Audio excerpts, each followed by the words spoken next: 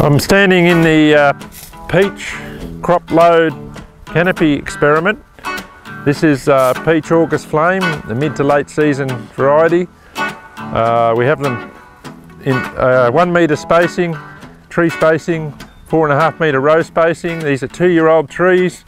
Next season we'll commence the crop load experiments where we'll vary the amount of fruit per tree to look at the interaction with light interception and crop load on fruit quality and fruit sweetness, Brix. We've trained these trees as a central leader system, north-south row orientation, 2 litre per tree.